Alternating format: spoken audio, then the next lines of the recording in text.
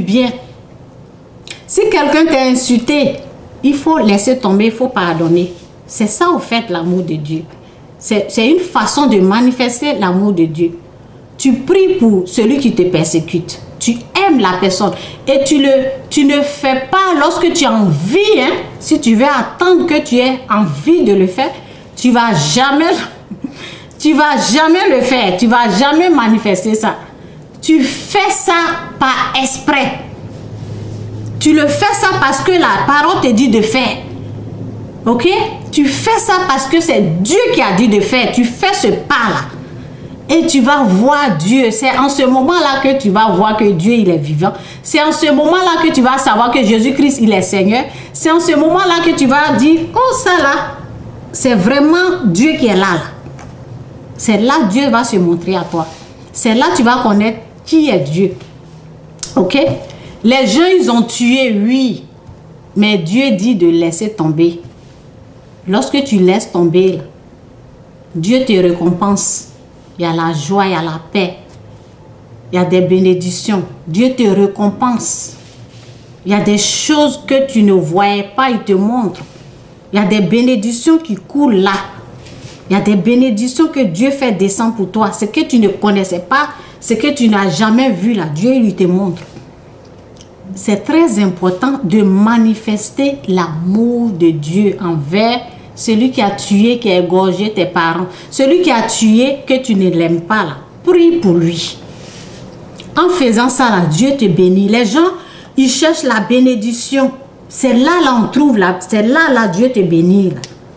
C'est pas parce que tu es faible, hein? Non. Ce n'est pas le fait d'aimer ton ennemi, ce n'est pas une faiblesse. Le fait que quelqu'un te gifle et tu lui donnes l'autre jour là, ce n'est pas une faiblesse, c'est une puissance. C'est une gloire, c'est une grâce qui vient du trône de Dieu. C'est une puissance. Moi, je l'ai expérimenté. Je vous ai dit, je maîtrise ce sujet-là. Je l'ai trop expérimenté. Et Dieu, il est bon. Dieu, il est trop bon.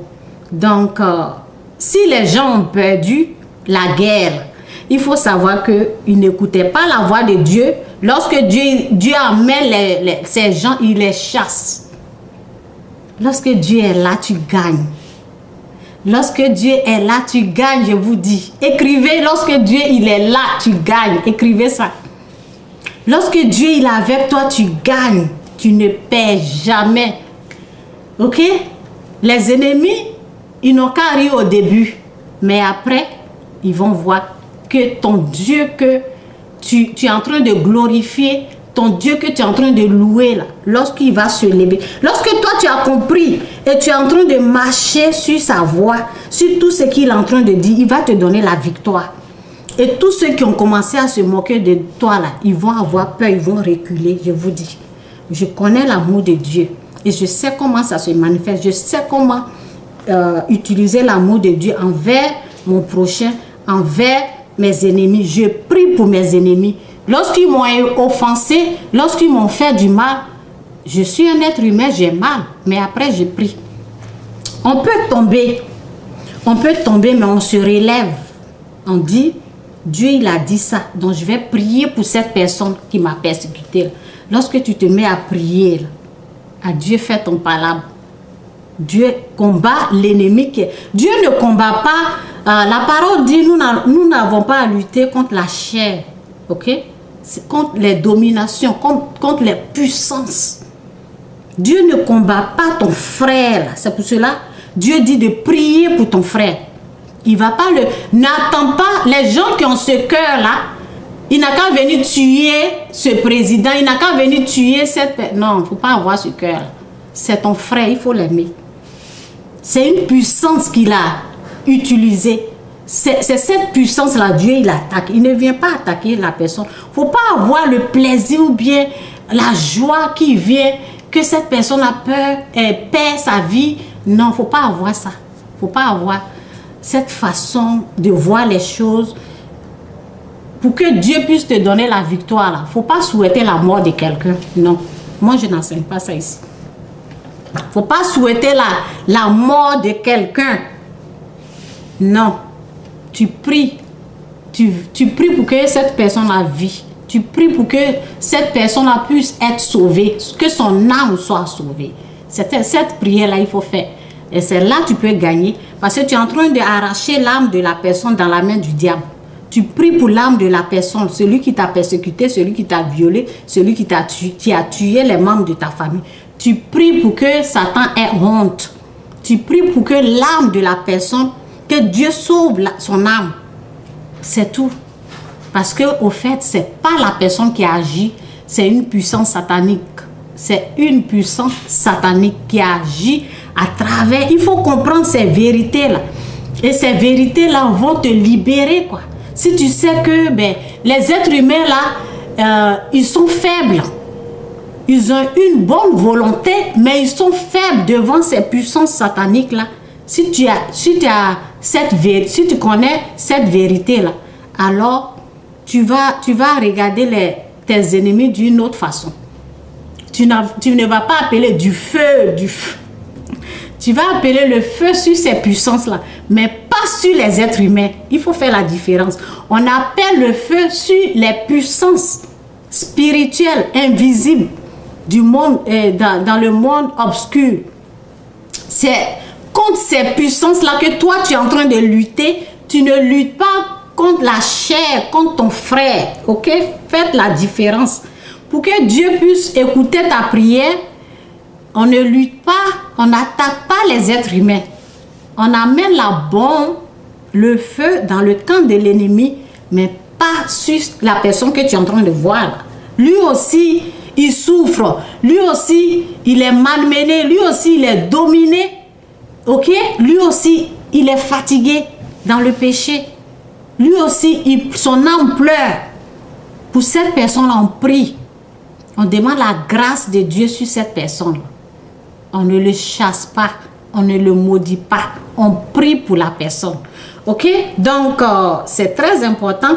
Voici la parole. Je n'avais pas fini. Il y a quelqu'un qui m'avait appelé. Donc, on va reprendre. Celui qui aime, voici ça, le secret. Voici ça, c'est résumé ici. Là. Celui qui aime les autres,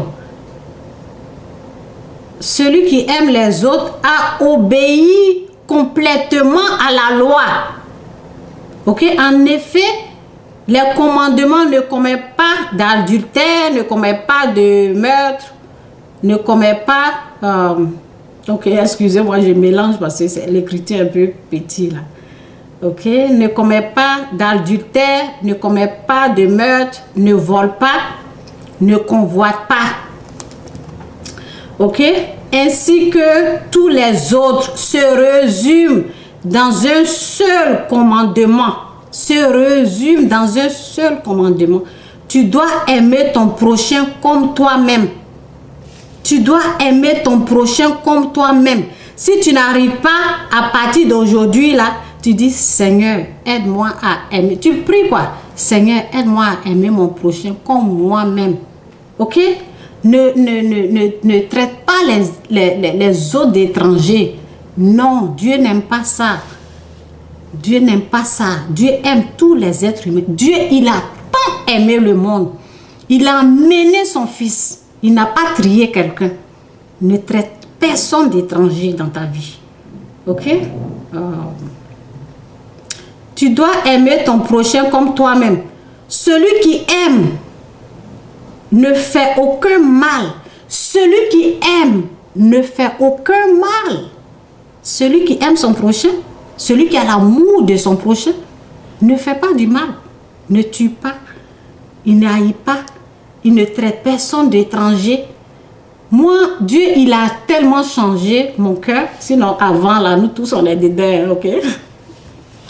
Donc, on était dedans avant, mais pas maintenant. Dieu, il a changé mon cœur.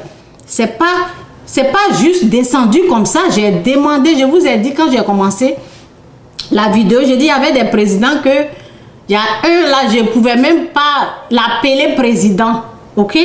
Donc, j'ai vu que j'avais quelque chose. J'ai prié et Dieu m'a aidé, ok? Et Dieu m'a aidé. Ok?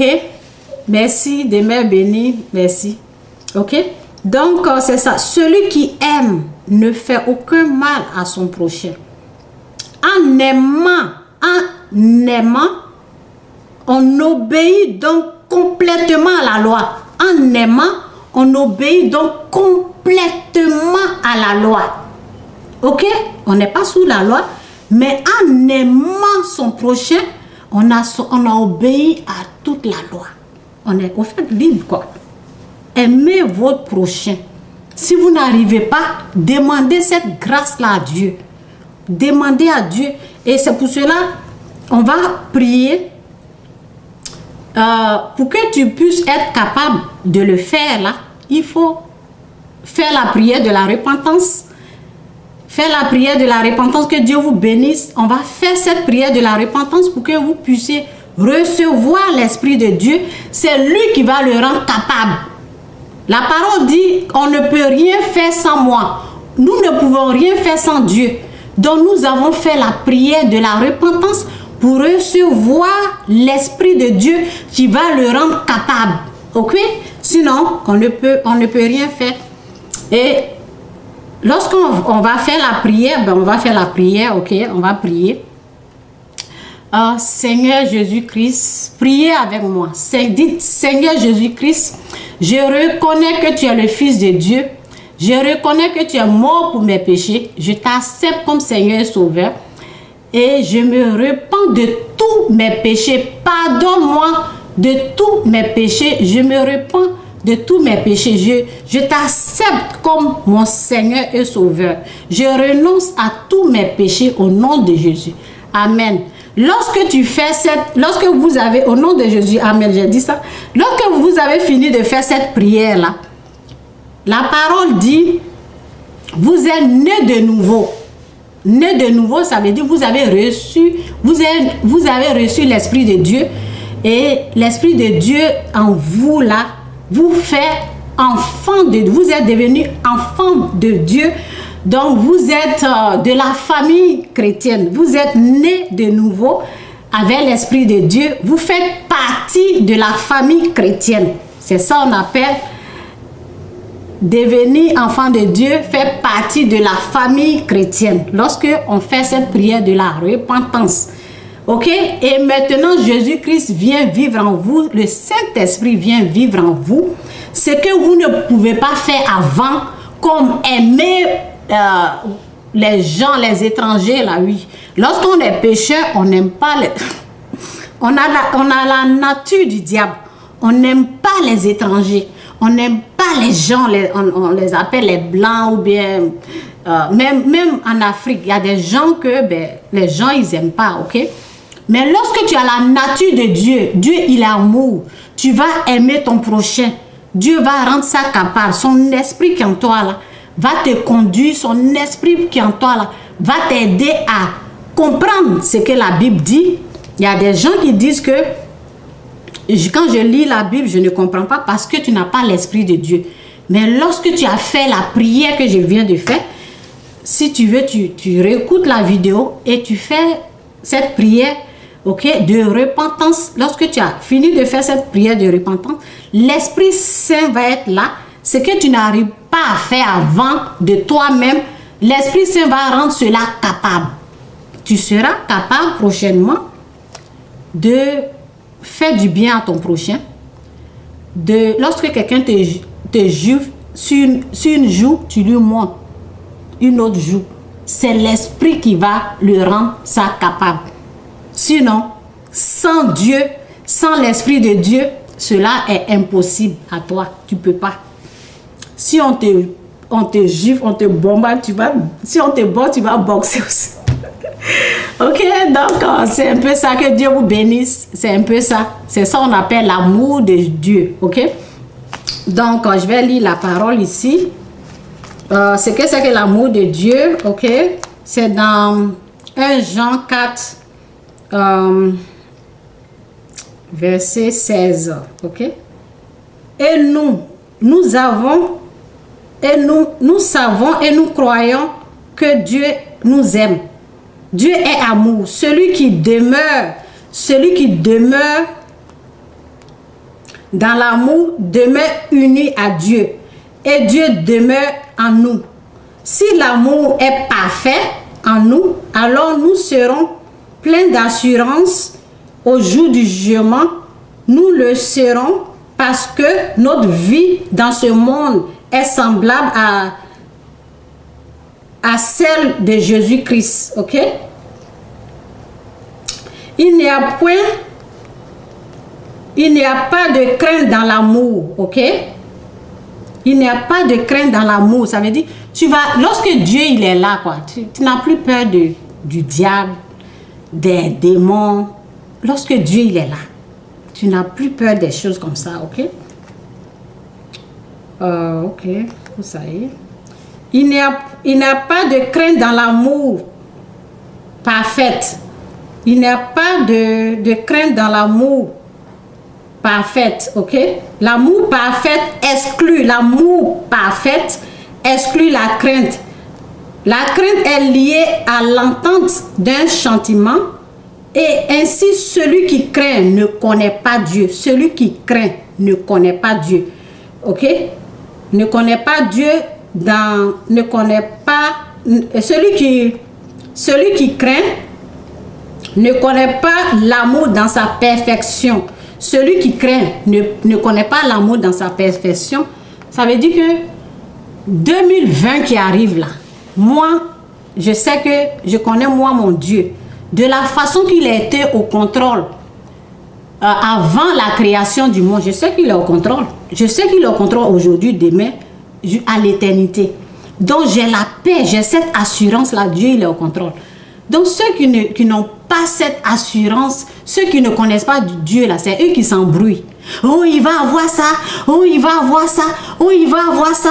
Donc ils essaient de créer, de faire quelque chose eux-mêmes pour ne pas que cette chose-là arrive. Alors que toi, tu as Dieu en toi, là. Tu sais que ton Dieu, il est au contrôle. Tu ne t'embrouilles même pas. Tu ne t'embrouilles même. Lorsqu'eux, ils sont paniqués là-bas, toi, tu peux prier pour eux aussi. Mais c'est la différence, c'est que eux, ils sont paniqués. Toi, tu as la paix. Lorsque tu es dans un pays où il y a la guerre, tu sais que Dieu est là avec toi. Tu n'es pas paniqué, quoi. Tu connais ton Dieu, ok? Donc, on continue ici. Quant à nous, nous aimons parce que Dieu nous a aimés le premier. Quant à nous, nous aimons parce que Dieu nous a aimés le premier. Si quelqu'un dit « j'aime Dieu » et qu'il haït son frère, c'est un menteur. Ok? Donc, pour s'assurer que tu as l'amour de Dieu, c'est ce que ça veut dire. Ça veut dire que désormais, tu ne vas plus haïr quelqu'un. Ceux qui aiment leur prochain, ceux qui traitent leur prochain de nom, là, ils ne connaissent pas Dieu. Ok? Dieu n'est pas là. C'est pour cela que je vous dis, il y a les gens qui peuvent dire Jésus-Christ dans la bouche. Si tu vas en profondeur, tu fouilles dedans là. Jésus n'est pas, ils n'aiment pas leur prochain. Ils n'aiment pas l'étranger. Vous voyez, c'est la différence. Celui qui aime, si quelqu'un dit j'aime Dieu et qu'il haït son frère, c'est un menteur. En effet, s'il n'aime pas son frère qu'il voit, il ne peut pas aimer Dieu qu'il ne voit pas. S'il n'aime pas ton frère qui est devant toi là, si tu ne l'aimes pas, Dieu que tu ne le vois pas là, comment tu peux l'aimer? Donc cette personne-là, c'est au fait un menteur. Ça veut dire qu'il a l'esprit du diable. Il n'est pas encore délivré, il n'est pas encore dans la vérité, il n'est pas encore dans la présence de Dieu. Cette personne-là est loin de Dieu, cette personne-là vit dans le péché. C'est pour cela cette personne agit comme ça. C'est pour cela cette personne persécute, il tue les gens. Pourquoi? Parce qu'il ne connaît pas Dieu. Et ces gens de personnes, Dieu nous demande à nous de pardonner les gens qui se comportent comme ça. Ok? Donc, en effet, s'il n'aime pas son frère qu'il voit, il ne peut pas aimer Dieu qu'il ne voit pas. Voici donc le commandement que Christ nous a donné. Celui qui aime Dieu doit aussi, celui qui aime Dieu doit aussi aimer son frère qu'il voit. Peu importe qu'il est président ou pas, on prie pour les présidents. Si ce président-là fait des mauvaises choses, s'il n'agit pas bien, on prie pour lui. On ne le condamne pas. Tu quittes, la parole dit de quitter au milieu d'eux. On quitte au milieu des pécheurs. On vient dans la lumière. Nous, désormais, nous sommes des enfants de Dieu. On n'agit plus comme les gens qui sont dominés par le péché. On prie pour nos prochains. On prie pour notre frère. On prie même pour celui qui nous persécute. On n'agit plus comme avant. C'est qu'on faisait avant. On laisse tout ça là. Ok? On prie même pour les présidents. On ne les juge pas, on ne les condamne pas. Dieu a changé notre cœur de pierre à un cœur de chair. Dieu a déjà changé notre cœur. Il nous a donné son cœur d'amour. Ok? Et nous utilisons cela pour aimer les autres, pour leur montrer l'amour de Dieu. Et pas en leur critiquant. On prie plutôt qu'un jugement. On choisit de prier, on ne juge plus. Vous qui m'écoutez là, il ne faut pas vous associer avec les gens qui traitent les autres de sorciers. C'est du mal. C'est du mal. Si quelqu'un te traite, toi ou moi, si quelqu'un m'appelle, me dit je suis une sorcière, est-ce que ça va me plaire? Non. La parole dit de faire ce que tu veux qu'on te fasse là. Fais ça à quelqu'un d'autre. C'est du bien. C'est pour dire des bonnes choses aux autres. C'est pas pour traiter les gens de non. On quitte dans les choses comme ça parce que on a une nouvelle vie. On n'est plus pécheur. On n'agit plus comme les gens qui sont dans l'obscurité. On voit bien clair maintenant. Nous sommes des enfants de la lumière et nous devons briller dans le monde. Ok? Que Dieu vous bénisse. C'est comme ça, moi j'explique l'amour de Dieu. Celui qui aime son prochain est enfant de Dieu. Celui qui n'aime pas, c'est un menteur. Et la parole dit, le diable est père des mensonges. Donc ne sois pas son enfant, quoi.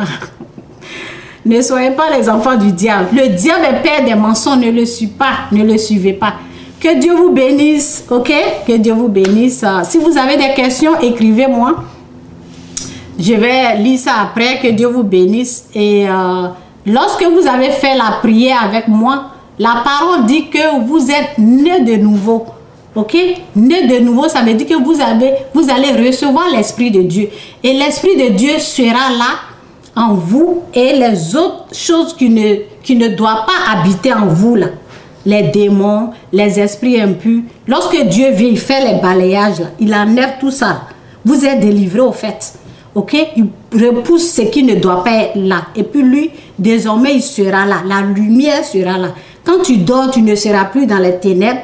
Tu seras en pleine lumière. Ok? C'est Dieu qui est la lumière. Ok? Que Dieu vous bénisse. Bye!